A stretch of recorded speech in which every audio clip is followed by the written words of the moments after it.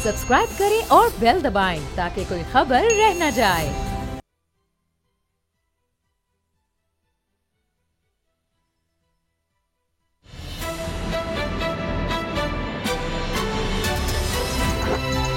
अब पता चला।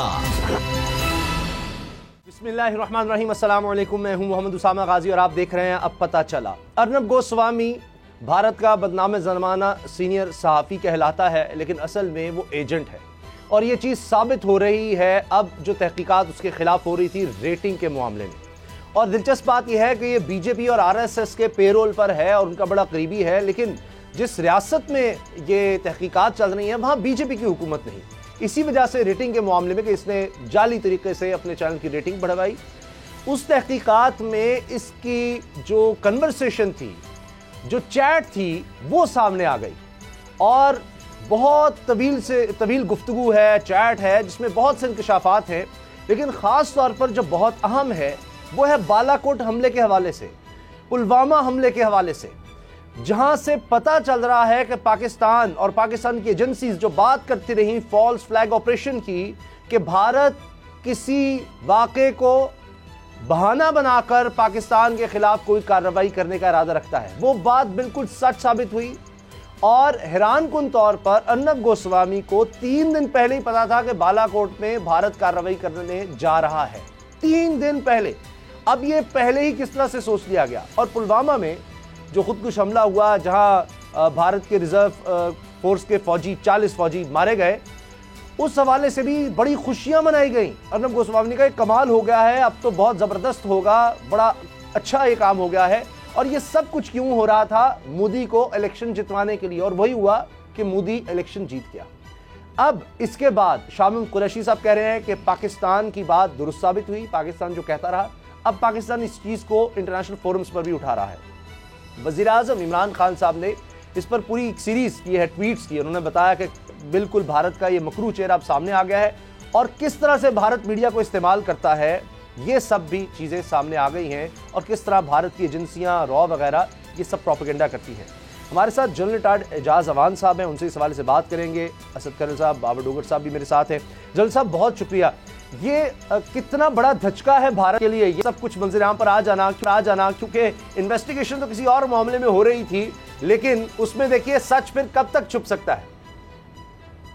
Thank you very much Usama. देखिए, बात यह है अल्हम्दुलिल्लाह कि उनके एक इस लीक से जो हमारा कहना था और हम इस पर इसरार करते रहे कि हिंदुस्तान एंड पर्टिकुलरली अजीत डोवाल और नरेंद्र मोदी वो अपना पूरा narrative, anti Pakistan narrative, anti Kashmir narrative को वो एक फॉल्स फ्लैग ऑपरेशन और फॉल्स नैरेटिव के ऊपर उन्होंने पूरा नैरेटिव बिल्ड किया हुआ है, पूरा एक फसाद खड़ा किया। तो उसमें हुआ ये है कि अब जब वो इस तरीके से एक्सपोज हुए हैं, तो वो तमाम तर एविडेंस जो हम पहले दे चुके हैं, जिसमें हमारे मुल्क के अंदर स्टेट स्पॉन्सर्ड टेररिज्म है through Kulbhushan Yadav and his complete team, फिर जो 66 टेररिस्ट कैंप्स हैं अफगानिस्तान में, जहां वो Baloch liberation army, Baloch liberation front और तहरीके तालिबान पाकिस्तान, इन सब लोगों को इस्तेमाल करके बलूचिस्तान में दहशतगर्दी करवा रहे हैं। और खुद उन्होंने अपने इस टेन्योर में 3 फॉल्स फ्लैग ऑपरेशन प्लानों को एग्जीक्यूट किया और तीनों में उनके अपने सोल्जर्स की लाइफ गई। पहला था उनका उसमें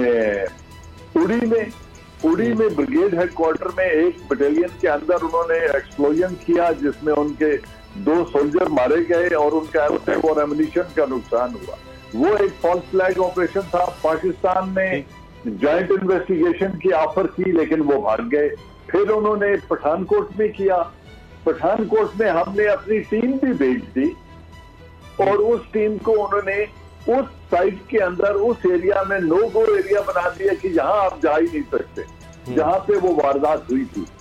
तो उसके बाद वो भी एक्सपोज हुए और फिर हमारी टीम को 3 दिन के बाद आना पड़ा और पाकिस्तान के खिलाफ कोई भी एविडेंस वहां से वो पेश न कर सके, ना अपने मुल्क में न इंटरनेशनल। तीसरा उन्होंने पुलवामा किया। इस पुलवामा में भी जो एक्सप्लोसिव यूज हुआ, जो डेटोनेटिंग कॉर्ड यूज हुआ, जो डेटोनेटर यूज हुआ, और जो बाकी डिवाइसेस उस आईईडी को बनाने में इस्तेमाल हुई वो तमाम लोकल थी, और एक्सप्लोसिव वो था जो रोड एक्सटेंशन के लिए उस एरिया में रोड एक्सपेंशन के लिए वो यूज कर रहे थे। और ये उनके जो नदरन कमांड के एक जनरल साहब थे, उन्होंने उसी वक्त ये कह दिया था कि ये सब कुछ जो इस्तेमाल हुआ है ये ऑलरेडी कश्मीर के अंदर मौजूद है, गाड़ी तो थी वहां की, रजिस्टर्ड थी कश्मीर की। तो अब ये जब उनका पूरा जो एक्सपोज हो गया है, तो पाकिस्तान का केस इंटरनेशनल फोरम पे मॉरल स्टैंडिंग हमारी बेहतर हो गई है, वो एविडेंस हमारे पास आ गई है। अब हमने नेक्स्ट करना ये है कि इसको यूनाइटेड नेशन जनरल असेंबली में लेके चले जाएं, क्योंकि परमानेंट फाइल जो है वो ये वीटो कर देगा, तो सिक्योरिटी काउंसिल में शायद हमें वो बड़ी कामयाबी ना मिले, लेकिन जनरल असेंबली में चूंकि मेजोरिटी वोट से चीजें डिसाइड होती हैं, तो पाकिस्तान को चाहिए कि इंडिया के ये अज़ाइम एक्सपोज करने के लिए इसको वहां पे ले जाएं और इनको दहशतगर्द डिक्लेयर करवाएं, अजीत डोवाल को और कम अज कम इसको ये अर्नब गोस्वामी को, ठीक है, जिन्होंने ये दहशतगर्दी की है। तो ये वो एक स्टेप है जिसको हम ले सकते हैं और हमें जनरल असेंबली में इसको लेके जाना चाहिए। ये महज ट्वीट से या एहतजाज से या डोजियर में एक नया सफा जरूर लग जाएगा नेक्स्ट डोजियर में, लेकिन इसको फॉलो अप करने के लिए हमें जनरल असेंबली तक जाना चाहिए। आपके अगले सवाल में फिर मैं बताऊंगा कि इसकी नेगेटिव इम्प्लीकेशन रीजनल पीस पे क्या है और उनके अपने मुल्क के अंदर क्या है। अच्छा जनरल साहब, ये क्या वजह है नफरत में इस कदर गिर गए हैं कि एक एंकर है उससे इस तरह की यानी एजेंसियों की सीक्रेट बातें वो उस तक पहुंचाई जा रही हैं और वो रेटिंग एजेंसी के मालिक से उस तरह की बातें कर रहा है। तो पाकिस्तान का मामला कुलभूषण से लेकर उसके बाद जो डोसियर जिस तरह से हमने बताया अफगानिस्तान में बैठ के कौन क्या कर रहा है, किस तरह से भेज रहा है, ट्रेनिंग, आईईडीज का, बैंक अकाउंट्स का बताया, उसके बाद डिसइंफो लैब का मामला सारा सामने आ गया, 700 इस तरह की आउटलेट्स बनाई गई थी। अब उसके बाद ये मैं सिर्फ चंद चीजें लोगों को दिखाने के लिए, बताने के लिए इसमें से कि उसकी बात क्या हो रही है। अब इसमें वो गुफ्तगू कर रहा है अर्नब गोस्वामी पृथ्वीदास गुप्ता से। अच्छा, वो अब क्या कहता है कि ये 23 फरवरी 2019 को दास गुप्ता को मुतनब्बे किया था कि एक और नोट पर कुछ और बड़ा होगा। अब ये कह रहा है उसको, गुप्ता को। अच्छा, फिर दूसरे मामलात में कुछ पैगामात के बाद पृथ्वीदास गुप्ता ने सवाल किया दाऊद। अच्छा, अर्नब गोस्वामी कहता है नहीं जनाब, पाकिस्तान इस बार कुछ अहम काम किया जाएगा। गुप्ता जबरदस्त। गुप्ता फिर कहता है इस मौसम में बड़े आदमी के लिए अच्छा है, इसके बाद वो इंतखाबात में कामयाबी हासिल करेंगे। यानी अब ये सारी मोदी की बात हो रही है। फिर पृथ्वीदास गुप्ता कहता है हमला या इससे बड़ा। तो अर्नब गोस्वामी आगे से लिखता है हमले से बड़ा और इसी दौरान कश्मीर में भी कुछ बड़ा होगा। हमले से बड़ा, इसी दौरान कश्मीर में भी कुछ बड़ा होगा। पाकिस्तान पर हुकूमत को इत्मीनान है कि इस अंदाज से हमला करेगी जिससे लोगों में खुशी होगी। ये अल्फाज जनरल साहब इस्तेमाल हो रहे हैं, सारा बता रहे हैं। इनको पता था एक एंकर को सारा कुछ बताया जा रहा है। ये एंकर हैं या ये इनके प्रोपेगेंडा फैलाने वाले एजेंट्स हैं? देखिए, ये एक तो मीडिया का कैरेक्टर इंडिया में एक्सपोज करता है, दूसरा ये पता चलता है कि एक एक्सट्रीमिस्ट हिंदू रिजीम का अपने स्टेट इंस्टीट्यूशन पे, चाहे वो जुडिशरी हो जो बाबरी मस्जिद का फैसला देने की जरूरत नहीं करती, गुजरात का फैसला देने की जरूरत नहीं करती, बाकी जितने केसेस पेंडिंग है उन्होंने उसको पेंडिंग रखे हुए हैं।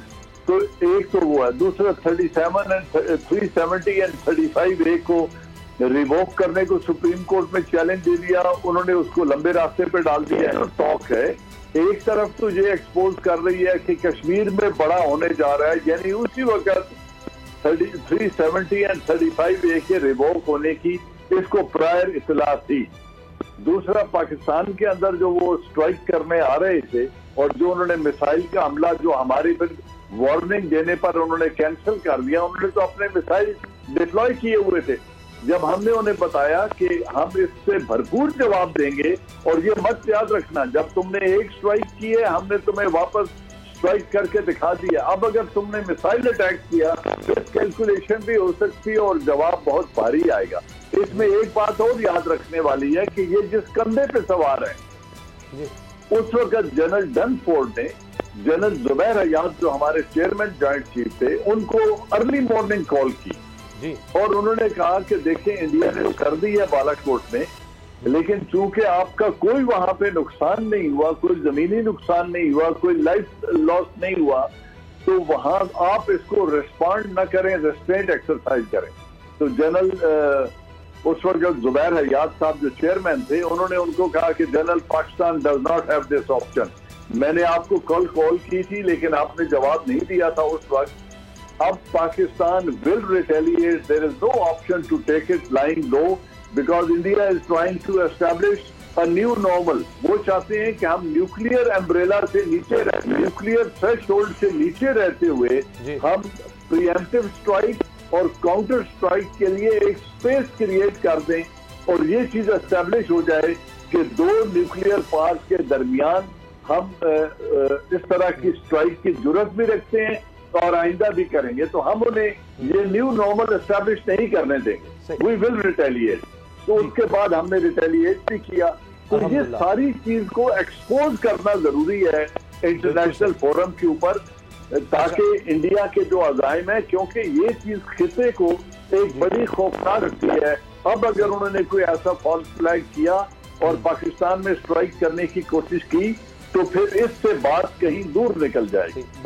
इजाज साहब, एक और बड़ा अहम नुकता जो है कि इंडियन उस वक्त के Indian army chief general Bipin Rawat, जाहिर बात है कि उनकी मर्जी के बगैर तो इसमें सब कुछ नहीं हुआ होगा, वो सारे ड्रामे का हिस्सा है, उन्हीं की बुनियाद पर ये सारा ड्रामा रचाया गया। क्या एक आर्मी चीफ एक पार्टी को जितवाने के लिए इस तरह का फेक पुलवामा जैसा ऑपरेशन करवा सकता है जिसमें अपने 40 फौजी मरवा ले? क्या इस तरह की फौज एक पार्टी को जितवाने के लिए इस हद तक चली जाए कि सारे खिते का अमन खतरे में डाल दे? क्या ये एक प्रोफेशनल आर्मी का एटीट्यूड है? क्या एक प्रोफेशनल जनरल का एटीट्यूड है कि वो इस तरह की हरकतें करता फिरे? बिल्कुल नहीं। उसमें तीन चीजें देखने वाली है। पहली बात यह है कि पॉलिटिकल माइलेज लेने के लिए, अपनी सियासी कामयाबी के लिए आपने अगर अपने लॉ एनफोर्समेंट के सोल्जर्स को कत्ल करना है, 40 को एक दफा, 2 को एक दफा और 4 को तीसरी दफा, तो अगर आपने उनकी जिंदगियों से खेलना है पॉलिटिकल माइलेज के लिए, तो एक तो ये माइंडसेट, ये फिस्ताइयत है, इसको रोकना होगा। दूसरी बात कि वो इस कदर जुआ खेल सकते हैं कि मुल्क को जंग की तरफ सिर्फ इंतखाबात में कामयाबी हासिल करने के लिए उसमें 2 जहाज भी गिरवा दिए, एक पायलट यहाँ गिरफ्तार हो गया, एक मारा गया, उन्होंने खुद गिरा दिया। तो अगर ये माइंडसेट होगा तो इन सिक्योरिटी जो आर्म्ड फोर्सेस के अंदर है, जो लॉ एनफोर्समेंट के अंदर है, जो अदम तहफ़्फ़ुज़ का एहसास इनकी अपनी फोर्सेस को होगा, ये प्रोफेशनल आर्मी का रिस्पांस जैसे आप कह रहे हैं बिल्कुल नहीं है।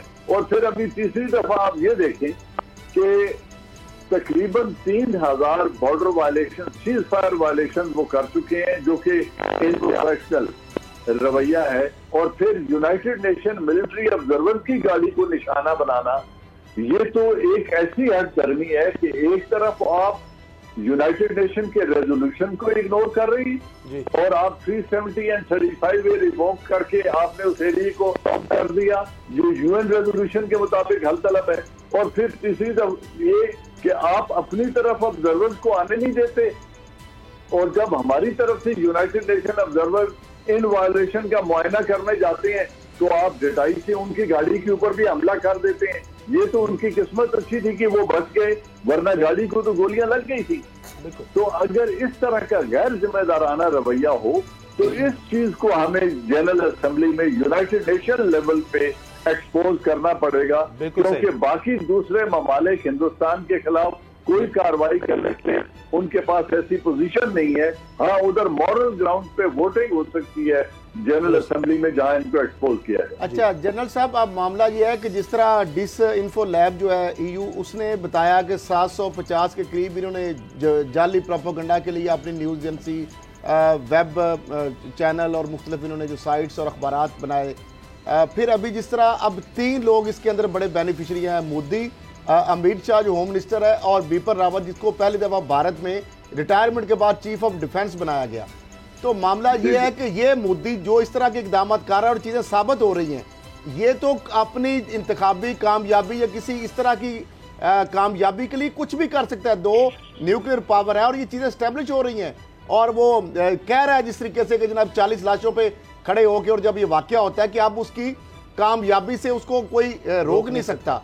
तो ये स्टैब्लिश है कि वो लाशों पे खड़े होके, और दो आपस में न्यूक्लियर कंट्रीज हैं, तो इस पे भी रिस्ट्रेन करना चाहिए और गवर्नमेंट को इसको लेके जाना चाहिए, जिस तरह आप कह रहे हैं सारे मामले को अक़वाम मुत्तहिदा की जनरल असेंबली में। बिल्कुल आप ठीक कह रहे हैं। देखिए, अभी जो ब्रिटिश पार्लियामेंट में आवाज उठाई गई है, ब्रिटिश पार्लियामेंटेरियन को रिफ रैप नहीं होते, वो बड़े पढ़े लिखे सुलझे हुए लोग हैं। उन्होंने वहां पे ये इशू उठाया है कि जो ह्यूमन राइट्स वायलेशन कश्मीर में हो रही है, इनको रोकना पड़ेगा, और ये हिंदुस्तान का इंटरनल मामला नहीं है, ये इंटरनेशनली एक हल तलब मामला है, जहां जान खून की होली खेली जा रही है, जहां 1.5 साल से लंबे अरसे से कर्फ्यू नाफिज है, नेशनल ऑब्जर्वर्स को जाने नहीं दिया जाता, जहां इंफॉर्मेशन का कंप्लीट ब्लैकआउट है। इस चीज को उन्होंने वहां पे तनकीद का निशाना बनाया। फिर डिसइंफो लैब जिसका आप जिक्र कर रहे हैं, और अब तो वो तकरीबन हर आदमी को याद हो गया है कि ये हुआ क्या है, जिस तरीके से उन्होंने ये किया, और फिर जिस तरीके से एमनेस्टी इंटरनेशनल का दफ्तर बंद करा के उनको मुल्क से निकाला है, तो ये सारी वो हाई हैंडेडनेस है और डिसरिगार्ड है इंटरनेशनल कवानीन का, इंटरनेशनल नॉर्म्स ऑफ पॉलिटिक्स का। इतना डिसरिगार्ड अगर ये करेंगे तो ये एक ऐसी खतरनाक है हिंदुस्तान के अंदर, जहां सेकुलरिज्म तो दफन हो गया, माइनॉरिटीज की जिंदगी अजीरन हो गई। अब सिखों ने जो मुहाजिरीन थे उनको सिटीजन अमेंडमेंट एक्ट ला के बेघर कर दिया गया, और अब जब सिखों ने एहतजाज किया अपनी जरिए, वो जो कवानीन बना रहे थे, तो उसको उन्होंने कहा ये खालिस्तानी आ गए हैं। तो अगर आप अपने लोगों पर इस तरह इल्जाम करेंगे, तो मुझे ये बताइए 80,000 सिख फौजी और 20 से 25,000 सिख जो सिविल आर्म फोर्सेज और पुलिस में है, उन लोगों का मोरल या उनकी लॉयल्टी टू इंडिया या ट्रस्ट लेवल कहाँ खड़ा होगा आज, जिनके बहन भाइयों को पहले तो उन्होंने जो इंदिरा गांधी ने किया था गोल्डन टेम्पल पे अटैक कर दिया, और आज इतने अरसे बाद जब उन्होंने अपना हक मांगने गए तो उनको खालिस्तानी कह के वहां से इग्नोर कर दिया, उन्हें फेस सेविंग दे दी है, वरना न जाने ये उनके साथ क्या सलूक करते। तो इस तरह का जो तर्ज सियासत है ये एक्सट्रीमिज्म है, और इतनी बड़ी एक्सट्रीमिस्ट रजीम के हाथ में न्यूक्लियर वेपन्स का कंट्रोल होना, ये मेरे ख्याल में दुनिया के लिए भी और रीजन के लिए एक लम्हा फिक्रिया है, जिस इशू को हमें यूनाइटेड नेशन में उठाना चाहिए, ताकि दुनिया की तवज्जो इस पर आए कि कितने गैर जिम्मेदार लोग न्यूक्लियर वेपन्स के कंट्रोल पर बैठे। अच्छा, अब ये जिस तरह आपने किसान एहतजाज की बात की, ये हर दफ़ा भारत ज़बरदस्ती यानी फ़ौज के तहत उनको दबा देता है। मकबूजा कश्मीर का मामला तो है ही, आसाम में देखें, नागालैंड में माओस हैं, फिर ये अब सिख एहतजाज जिस तरह से कर रहे हैं, तो ये भारत खुद इसमें बदनामी नहीं ले रहा, एक रोग स्टेट नहीं बन गया कि अपने लोगों के खिलाफ मुसलसल जबर इसका इस्तेमाल करता है उनको दबाने के लिए? मुसलमानों के खिलाफ तो है ही, जिस तरह आपने देख लिया कि नेशनल एक्ट लाया जा रहा है, सिटीजनशिप एक्ट लाया जा रहा है। अच्छा, कनाडा में आवाज़ उठी, अब बरतानिया में आवाज़ उठ रही है, तो आपको क्या लगता है कि हर दफ़ा की तरह इस दफ़ा भी भारत इसको दबा लेगा, जिस तरह गुजरात में हुआ समझौता एक्सप्रेस का मामला, या अब ये मामला बढ़ता चला जा रहा है और पूरी दुनिया में भारत एक्सपोज हो रहा है? इसके दो चीजें हैं। एक्सपोजर का जहां तक है, आप देखिए रीजन में एक रिवोल्ट हिंदुस्तान के खिलाफ हो चुका है, क्योंकि ये जो छोटे ममालिक हैं उनको दबाकर रीजन में एक वो अपनी डोमिनेंस दिखाना चाहते हैं रीजनल हेजेमॉन के तौर पे। नेपाल ने उनके खिलाफ आवाज उठा दी, हम सब ने देखा है। जी। उन्होंने उन्हें लिपू लेक और वहां पे काला पानी की तरफ ब्रिज कंस्ट्रक्शन और रोड कंस्ट्रक्शन से रोका और एहतजाज किया और कहा कि आप ये नहीं कर सकेंगे। फिर बांग्लादेश ने चिटागांग की पोर्ट का कॉन्ट्रैक्ट और इंटरनेशनल स्टैंडर्ड का गवादर बनाने का कॉन्ट्रैक्ट चाइना को दे दिया, वो हिंदुस्तान के कंट्रोल से निकल गए और वो अभी ट्रेड वहां करना चाहते हैं। फिर नेपाल ने इसी तरह म्यांमार ने अपने कॉन्ट्रैक्ट चाइना के साथ साइन कर लिए हैं। श्रीलंका ने हम्बन टोटा के बाद अब कोलंबो का जो पोर्ट है वो भी चाइना को कॉन्ट्रैक्ट पे दे दी है, क्योंकि वो हिंदुस्तान को ट्रस्ट नहीं करते और अब वो इसके प्रेशर से निकलने के लिए इंटरनेशनल स्टेक्स अपने कंट्रीज में बिल्ड कर रहे हैं। तो एक तरफ तो ये आपको रिवोल्ट रीजन में नजर आ रहा है। और अफगानिस्तान अभी जो अजीत दोवल गए अब अफगानिस्तान, वो वहां से भी नाकाम लौटे हैं, ये जो खुफिया उनका मिशन था कि पीस प्रोसेस खराब किया जाए? देखिए, पीस प्रोसेस में यस, हिंदुस्तान वो फोर्स है जो इस पीस प्रोसेस को स्कटल करना चाहती है, क्योंकि वो कहना ये चाहते हैं और कुछ अंडरहैंड उनको ऐसी सबकी लगी हुई है कि अगर हमने चाइना के इकोनॉमिक इन्फ्लुएंस को रोकना है कि वो सेंट्रल एशिया और यूरेशिया की तरफ न जाए, तो अफगानिस्तान को डिस्टेबलाइज करना पड़ेगा और वहां से बैठ के हम बलूचिस्तान में और गवादर में वो कुछ करवा सकते हैं, ताकि इस पूरे जो स्ट्रेटेजिक हो रहा है पाकिस्तान और चाइना के स्ट्रेटेजिक इंटरेस्ट इस एरिया में, जहां अल्टीमेटली रशिया और सेंट्रल एशिया भी आ जाएगा, तो इस प्रोसेस को स्कटल करने के लिए वो अफगानिस्तान में अपने बेसिस को चालू भी रखना चाहते हैं और उनको मजीद मजबूत बनाना चाहते हैं। इसके लिए वो वहां गए थे। हमें कितनी कामयाबी हुई ये आने वाला वक्त बताएगा, क्योंकि अफगान अब किसी और के हाथों में खेलना नहीं। जनरल साहब, इंडिया का जो रोल है वो आहिस्ता आहिस्ता एक्सपोज हो रहा है कि किस तरह से वो दहशत गर्दी की कार्रवाइयों में मुलविस है और क्या क्या साजिशें कर रहा है रीजनल अमन को खराब करने के लिए। अब इसमें जो सबसे अहम चीज़ है वो क्या पाकिस्तान हुकूमत का जो रोल होना चाहिए इंडिया को एक्सपोज करने के लिए और इसको एक्सप्लॉइट करने के लिए, क्या आप उससे सेटिस्फाई हैं? क्या हम राइट डायरेक्शन में जा रहे हैं या हमें क्या करने की जरूरत है? मैं जवाब मुख्तसर तो ये है कि मैं जाती तौर पे उससे मुतमईन नहीं। उसकी वजह ये है कि ये जो है ना 3 pronged स्ट्रेटजी हमारी होनी चाहिए। एक है डिप्लोमेटिक मनूवर, जहां पे हम इंफॉर्मेशन शेयरिंग, इंटेलिजेंस शेयरिंग और जो लीगल कोर्स है उसको अडॉप्ट करके हम यूनाइटेड नेशन और फाइव के पास जा रहे हैं। मैं आपसे माफी चाहूंगा, मुझे न्यूज अपडेट्स के लिए ब्रेक लेनी है। आप हमारे साथ रही, हमने ब्रॉडशीट मामले भी बात करनी है और इलेक्शन कमीशन के सामने अब पीडीएम एहतजाज करने जा रही है। फॉरेन फंडिंग का जो मामला है क्या होगा, ये सिर्फ इलेक्शन कमीशन तक ही एहतजाज होगा या अभी मामला आगे बढ़ेगा? ब्रेक के बाद बात करते हैं।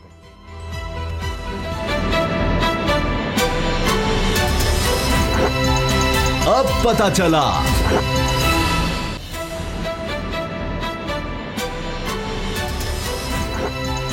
अब पता चला। ब्रेक से पहले हम बात कर रहे थे किस तरह भारत एक्सपोज होता चला जा रहा है और किस तरह वो नफरत फैला रहा है खित्ते में और नाकाम हो रहा है। जनरल साहब, ब्रेक से पहले आप बात कर रहे थे 3 पॉइंट्स की जो हमें करने चाहिए पाकिस्तान को, पाकिस्तान की हुकूमत को। एक आपने बयान फरमा दिया था, दो और क्या है आपकी नजर में?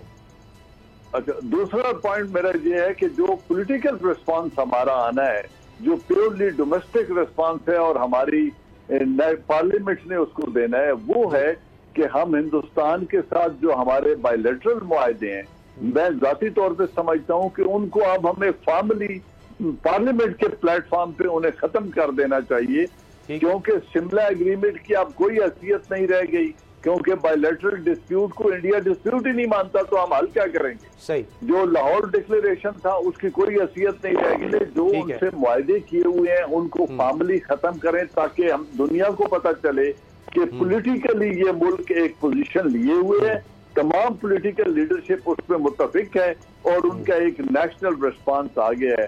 तो ये पॉलिटिकल रिस्पांस लाने की जरूरत है। और तीसरा है मिलिट्री रिस्पांस।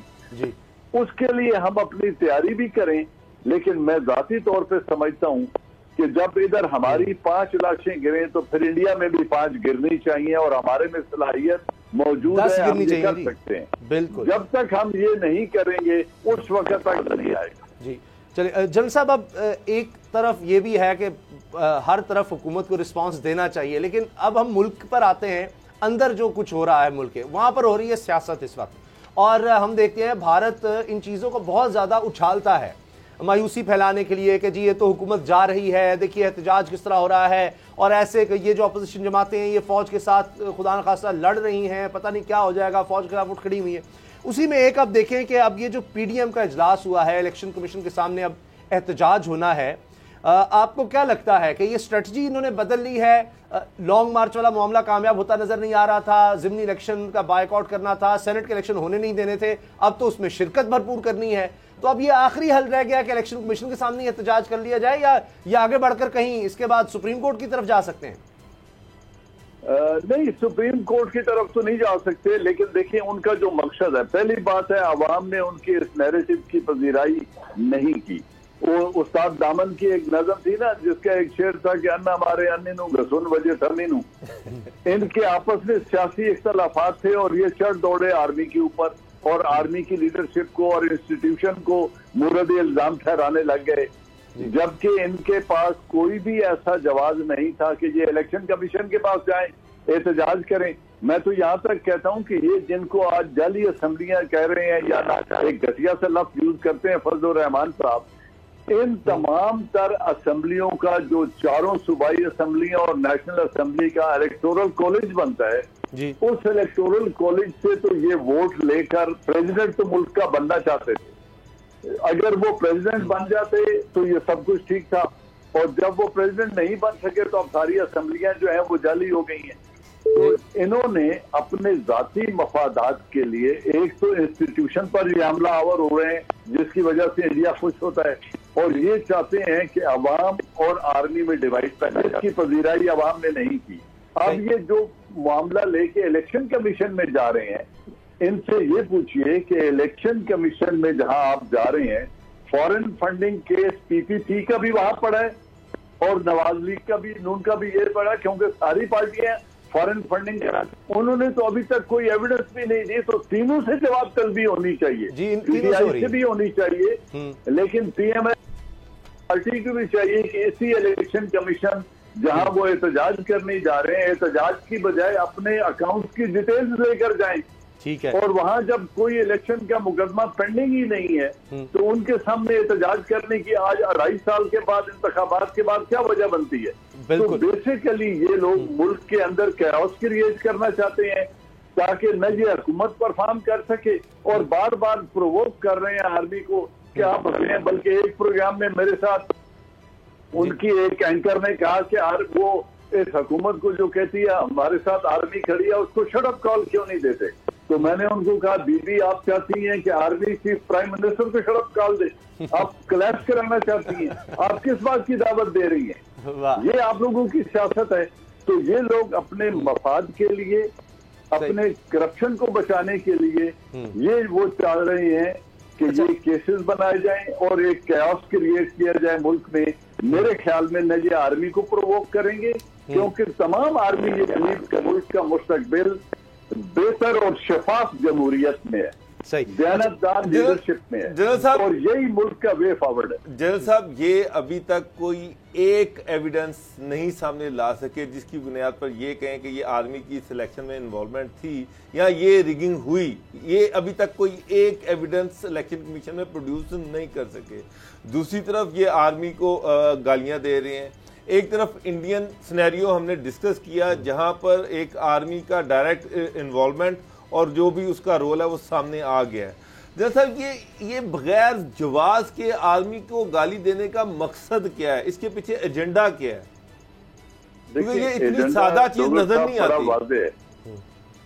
जी जी, एजेंडा बड़ा वाजे है। ये हमारी जो रीजनल सियासत है ना, अब अभी हम बात कर रहे थे थोड़ी देर पहले इंडिया की। जी जी, इंडिया अपने फौजियों की लाशें खुद गिराकर पॉलिटिकल माइलेज लेना चाहता है, और यहाँ जो दहशतगर्द और कुलभूषण यादव और उसकी टीम और अफगानिस्तान में बैठी हुई तहरीके तालिबान पाकिस्तान हो या बलोच लिबरेशन आर्मी हो, बलोच लिबरेशन फ्रंट हो, या ये जो भी भगोड़े बैठे हैं, जब वो पाकिस्तान में आर्म गिरा रहे हैं और लोग अपनी जानों की कुर्बानी दे के पाकिस्तान के स्ट्रेटेजिक मफाद का दिफा कर रहे हैं, तो ये उस फौज के हौसले पस्त करना चाहते हैं और उस आर्मी को डिस्क्रेडिट करना चाहते हैं जो मुल्क के लिए जानों की कुर्बानी दे रही है। अब ये एजेंडा किसका है? ये किसके मफाद को सर्व कर रहा है?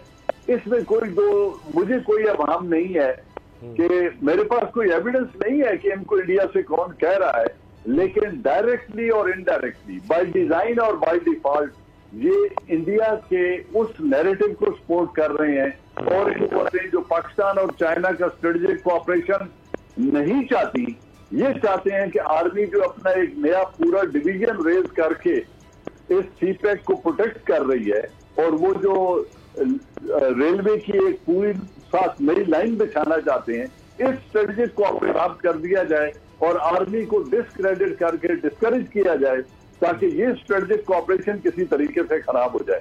तो ये जाने या अनजाने में दुश्मन के हाथों में खेल रहे हैं, जो पाकिस्तान के लिए मैं समझता हूँ बहुत बड़ी बदकिस्मती है। लेकिन क्या इनके दरमियान इख्तलाफात हैं? क्योंकि आज मनीम साहब से सवाल हुआ कि जी बिलावल भुट्टो साहब नहीं आए, बिलावल भुट्टो जरदारी नहीं आए, तो उन्होंने कहा जी स्टेयरिंग कमेटी के मेंबर नहीं है। तो साफ़ी ने कहा जी वो तो आप भी नहीं है मेंबर, तो उन्होंने कहा जी मुझे खुसूसी तौर पर दावत दी गई है।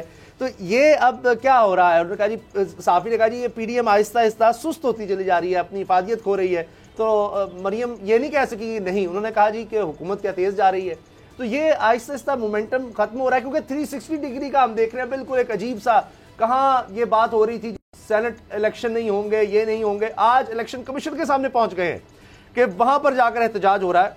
पहले तो इस सिस्टम को ही नहीं मान रहे थे कि पार्लियामेंट और ये इलेक्शन सब जाली होंगे, उसी इलेक्शन कमीशन के सामने अब एहतजाज भी कर रहे हैं, जिसके बारे में कहते हैं कि जी ये तो इलेक्शन ही ठीक नहीं हुए, उसी से इलेक्शन में भी हिस्सा लेना है, जाकर वहां एहतजाज भी करना है। किसी इदारे से खुश नजर नहीं आ रहे, ना अदालतों से खुश है, ना फौज से खुश है, ना इलेक्शन कमीशन से खुश है, ना पार्लियामेंट से खुश है।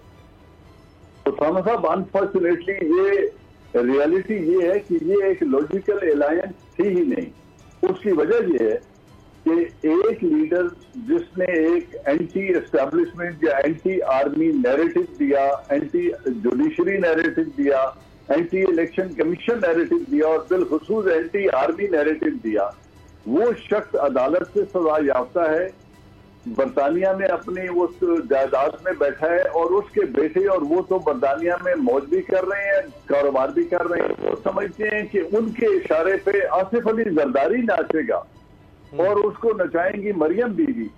तो आसिफ अली जरदारी बड़ा पुख्ता आदमी है, वो एक सूबे पे हुकूमत कर रहा है और मुल्क की सबसे बड़ी सियासी पार्टी है। अगर ये समझते हैं कि फजलुर रहमान और मरियम बीवी आसिफ अली जरदारी की डोर पकड़ के उसको आगे आगे लेके चलेगी, तो ये तो हो नहीं सकता। वो तो कहता है कि वापस आओ, जिस तरह मेरे ऊपर मुकदमे है और मैं मुल्क के अंदर बैठा हूँ, तुम भी आ जाओ और मुल्क के अंदर बैठ के तहरीक चलाओ, हम तुम्हारा साथ देंगे। तो ये बैठे फासली के तौर पे नचाएं आसिफ अली जरदारी को, ये तो होने नहीं जा रहा। तो जनरल साहब फिर हम ना ही समझे ना, क्योंकि बिलावल भुट्टो जरदारी साहब भी यही बात आपकी मैं दोहराता हूं कि बिलावल भुट्टो जरदारी साहब ने कहा कि नवाज शरीफ साहब पहले पाकिस्तान आए और इस्तीफे वगैरह सारी उनसे मशरूत है उनकी वापसी से, तो नवाज शरीफ ने वापस आना नहीं, और जरदारी साहब या बिलावल साहब का तो वो तो फिर PDM का क्या रह जाएगा पीछे एजेंडा, या इसकी अफादियत तो ऑलमोस्ट खत्म हो जाएगी फिर अगर इस तरह चलता है। यही है ना, पीछे फजलुर रहमान साहब का तो कॉन्स्टिट्यूएंसी में कुछ नहीं रह गया, अपनी में सदारती इंतखाबात वो हार गए। अब वो चाहते हैं कि ये किसी तरीके से ये हंडिया फूट जाए बिन चौराहे और शायद मैं दोबारा कुरानंदाजी करूं इंतखाबात की तो शायद जीत जाऊं। वो काम हुआ नहीं। मरियम साहबा सजा याफ्ता है, ना वो MP है ना MNA है। तो जब एक सजा याफ्ता बेटी एक एब्सकॉन्डर बाप का नैरेटिव लेके और आसिफ अली जरदारी को कहे कि मेरे साथ चलना शुरू कर दो, और वो अपनी सुबाई लगा के एस्टैब्लिशमेंट पे पत्थर फेंकने शुरू कर दे, तो ऐसा वो नहीं करेगा। और उन्होंने बड़ी एक वाज़ेह स्टेटमेंट दे दी कि जिस रास्ते पर आप चल चुके हैं, हम इस रास्ते पे पहले जा चुके हैं, और अगर आप हमसे कुछ सीखना चाहते हैं तो हमारे तजर्बे पे सीखें, हमें न डिक्टेट करें कि क्या करना है।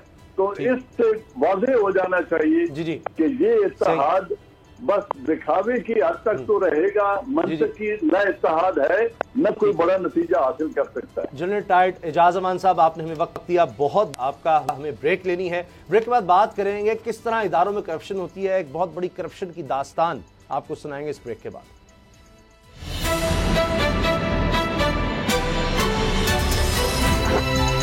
अब पता चला।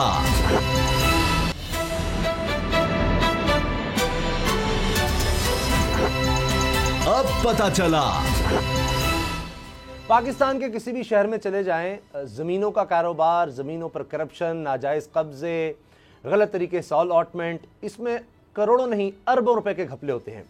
ऐसी एक करप्शन की दास्तान हमारे इस्लामाबाद के ब्यूरो चीफ गुलाम मुर्तज़ा साहब लेकर आए हैं सबूतों के साथ, और ये PECHS में करप्शन का इंकशाफ हुआ है, और जिसमें से सिर्फ एक चीज़ मैं बता दूं, तफसील हम उनसे जानेंगे। 3 अरब की कमर्शियल जमीन बेचकर हड़प करने का इल्जाम है। कौन कौन इसमें शरीक है, किस तरह से जाली अलॉटमेंट्स की जा रही हैं, किस तरह से मेंबर्स बन रहे हैं लोग, इस बारे में हमारे साथ ज्वाइन करें गुलाम मुर्तज़ा। गुलाम मुर्तज़ा साहब, ये क्या कहानी है? ये यानी कहीं करोड़ों पर तो मामला रुकता ही नहीं, अरबों रुपए की करप्शन हो जाती है और ये हुकूमती इदारे ये समझ ही नहीं पाते या मिले होते हैं। ये हुकूमती इदारे तकरीबन उसामा साहब मिले हुए हैं और यहाँ पे जो चीज़ है ये Pakistan employees cooperative housing society है, मुबैना बदअनवानियाँ हैं, सदर इसके हैं सरदार अली मोहम्मद, सरदार मोहम्मद अली और ख़जानची हैं राय तनवीर। इनकी दोनों की मेंबरशिप ही जाली तौर पे बनाई गई। ये एक सियासी पार्टी के साथ एसोसिएट अपने आप को जाहिर करते हैं और बहुत से बासर लोगों के अपने आप को दोस्त जाहिर करते हैं। अच्छा। इन्होंने 15 मई 2019 को सोसाइटी का जो है वो मेंबर बने हैं ये, और अक्टूबर में इनके इंतखाबात हुए सोसाइटी के और इन्होंने हिस्सा ले लिया है। अच्छा। सबसे पहले तो ये सूरत हाल थी कि ये जाली मेंबरशिप के ऊपर प्लाट के जो है ये इन्होंने हासिल किया है ये ओहदा।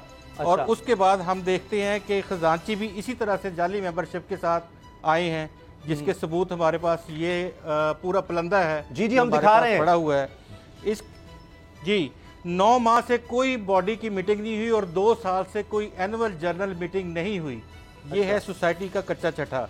अच्छा, अब इसमें क्या किया गया है कि सदर PCHS और खजांची ने बिला इजाज़त RDA और DC के एक्सटेंशन भी लॉन्च कर दी है। अच्छा। अताउल्लाह खान है, इन्होंने सैयद हसन अबू जर अहमद को 2 करोड़ 55 लाख रुपए में एक एक्सटेंशन में 18 घरेलू प्लाट दिए हैं। अच्छा। और एक कमर्शियल प्लाट अलाट किया है। एक कमर्शियल प्लाट की कीमत जो है वो 2.5 से 3 करोड़ रुपया है और इन्होंने 18 घरेलू प्लाट उसको मुफ्त में दे दिए हैं। अताउल्लाह खान वहाँ पे अल-फलाह के नाम से उन्होंने मकान बेचने भी शुरू कर दिए, बनने तो नहीं है लेकिन उनकी बुकिंग शुरू कर दी है।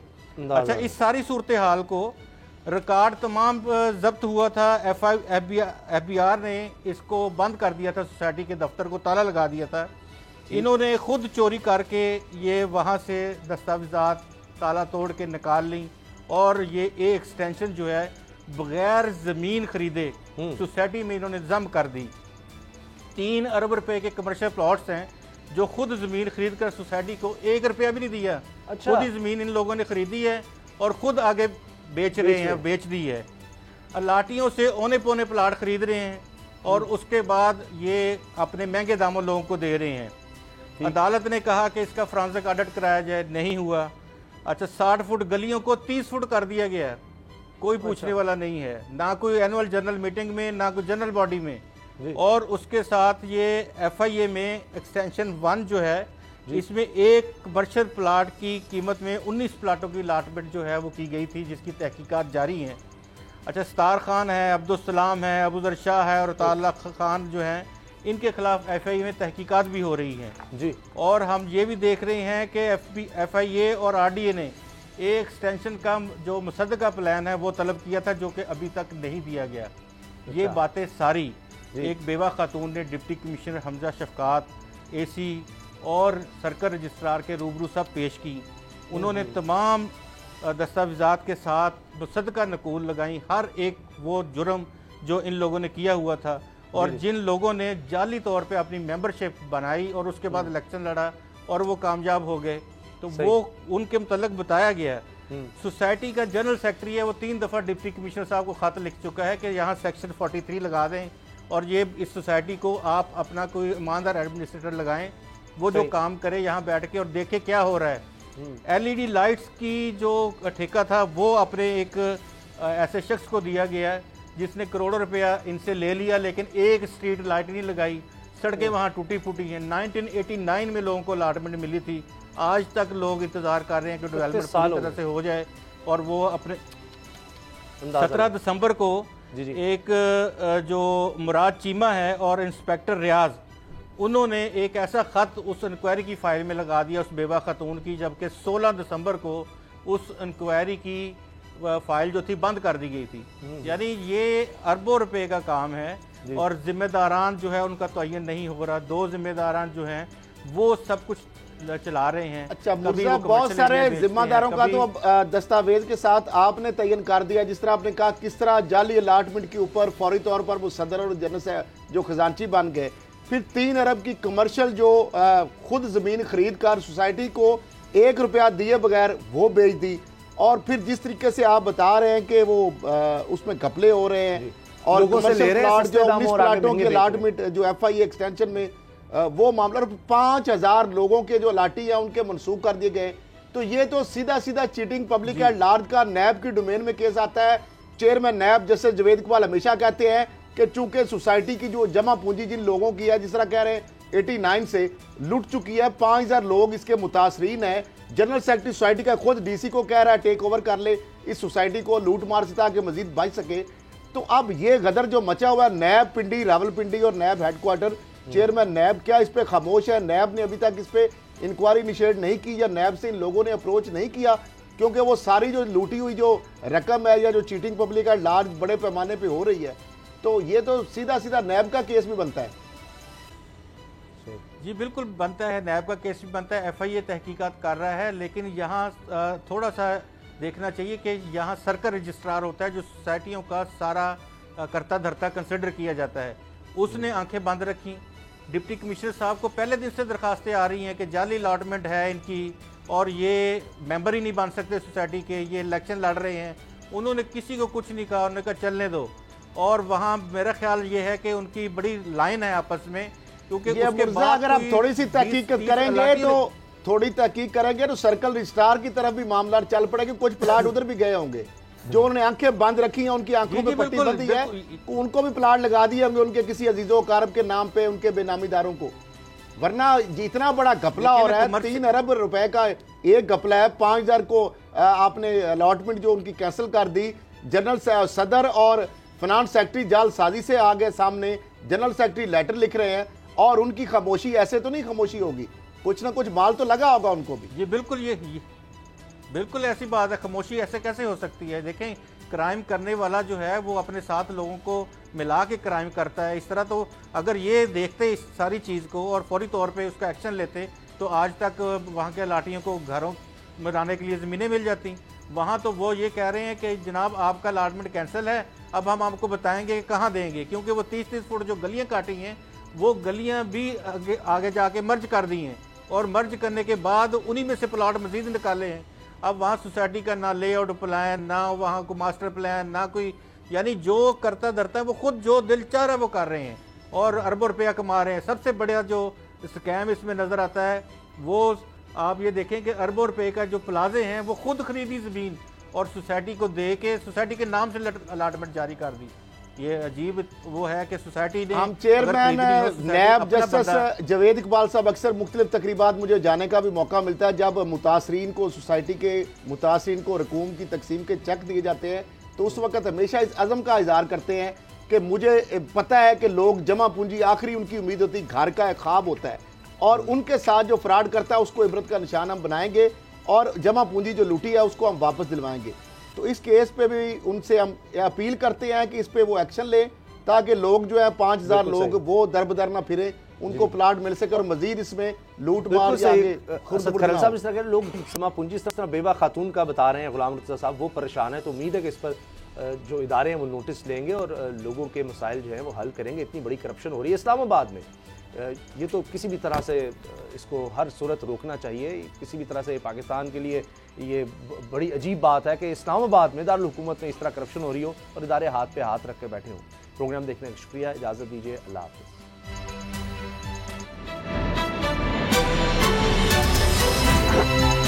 अब पता चला। सब्सक्राइब करें और बेल दबाएं ताकि कोई खबर रह न जाए।